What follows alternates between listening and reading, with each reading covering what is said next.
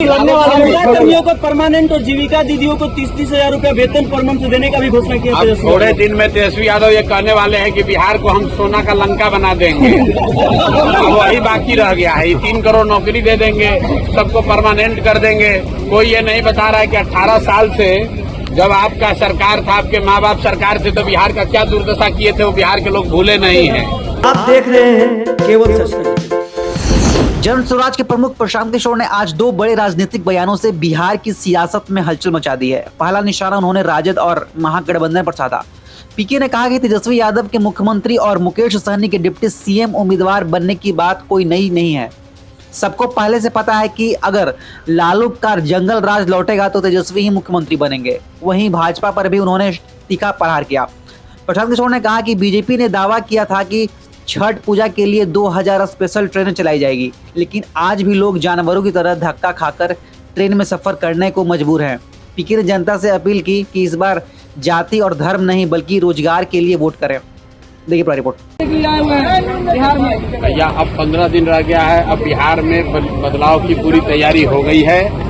अब लालू, नीतीश, मोदी, अमित शाह का राज खत्म।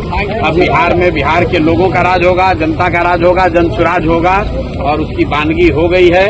अब कोई इसको रोक नहीं सकता है। बिहार की जनता पूरी तरीके से तैयार है। आप देखिए कि भाजपा के लोगों ने कहा कि छठ के लिए, दिवाली के लिए 2000 स्पेशल ट्रेन चलेगा और आप देख रहे हैं गांव गांव में लोग कितना परेशान हैं। कोई घर वापस नहीं आ पा रहा है। कैसे जानवर की तरह लोग स्टेशनों पर, गाड़ियों में, बस में, ट्रेन में धक्का खाकर आ रहे हैं। यही बात जन स्वराज 3 बरस से कह रहा है।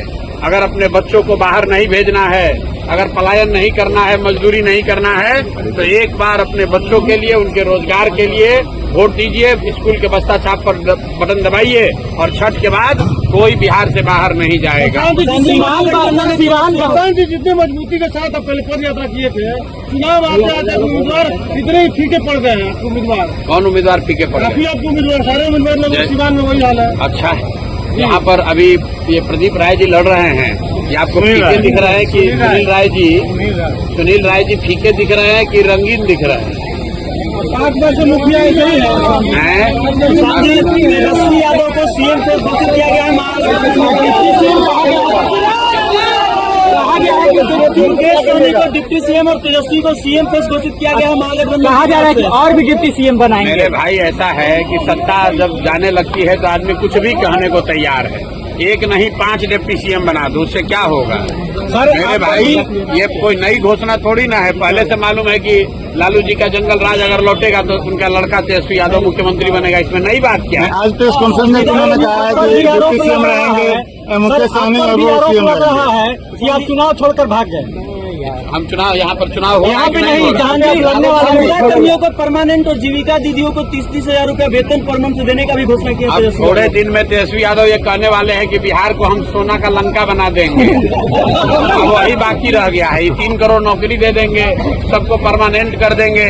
कोई ये नहीं बता रहा है कि 18 साल से जब आपका सरकार था, आपके माँ बाप सरकार थे, तो बिहार का क्या दुर्दशा किए थे वो बिहार के लोग भूले नहीं हैं। आज बिहार के करोड़ों बच्चे बाहर जाकर मजदूरी कर रहे हैं और ये लोग बता रहे हैं कि हम बिहार में सबको नौकरी दे देंगे। बिहार की जनता इस गलती में पड़ने वाली नहीं है। ये विकल्प के अभाव में लालू जी के डर से भाजपा और भाजपा के डर से लालू जी को लोग वोट देते रहे हैं।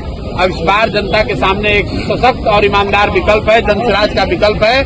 जनता इस बार गलती नहीं करेगी और एक अपना नई व्यवस्था बनाएगी ताकि बिहार में बच्चों के लिए रोजगार और पढ़ाई की व्यवस्था हो।